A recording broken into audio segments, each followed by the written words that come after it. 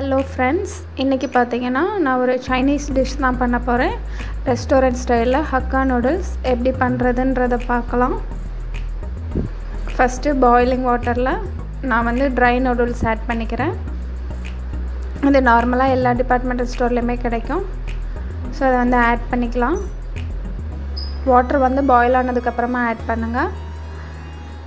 noodles நல்லா ஒரு 3 to 5 minutes நல்லா வேகட்டும். வெந்ததும் அந்த தண்ணியை ஸ்ட்ரெயின் பண்ணிடுங்க. ஒரு ஸ்பூன் ஆயில் சேர்த்துக்கலாம்.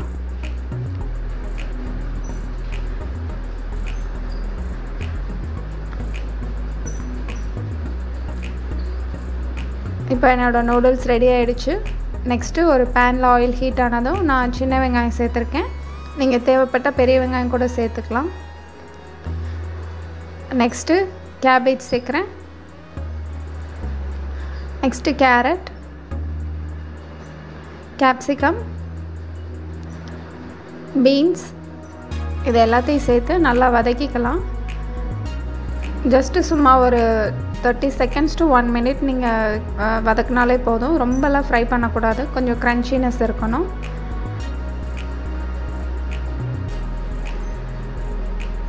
இது ஒரு ஹெல்தி ஃபுட்.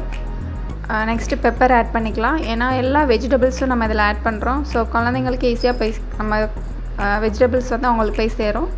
நெக்ஸ்ட்டு கொஞ்சம் சால்ட் ஆட் பண்ணி நல்லா மிக்ஸ் பண்ணிக்கோங்க. இப்போது இதில் கொஞ்சமாக சோயா சாஸ் ஆட் பண்ணிக்கலாம்.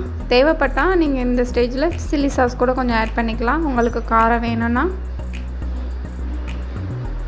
ஸோ இப்போ இது ரெடி ஆகிடுச்சு. நெக்ஸ்ட்டு நம்ம பாயில் பண்ணி வச்சுருக்க நூடுல்ஸை இதில் ஆட் பண்ணிக்கலாம்.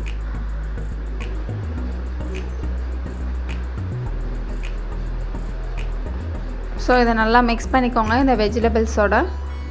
இப்போ நம்மளோட வெஜ் ஹக்கா நூடுல்ஸ் சூப்பராக ரெடி ஆகிடுச்சு. இது ரொம்பவே டேஸ்டியாக இருந்துச்சு.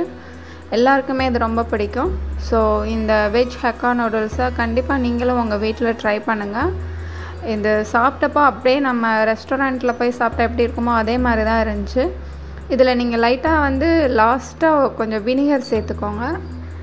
இப்போது இந்த நூடுல்ஸ் நமக்கு வீட்டிலே ரெடி பண்ணிட்டோம். ஸோ இதை கண்டிப்பாக நீங்களும் உங்கள் வீட்டில் ட்ரை பண்ணுங்கள். மறக்காமல் சேனலை சப்ஸ்கிரைப் பண்ணுங்கள். வீடியோ பார்த்ததுக்கு நன்றி.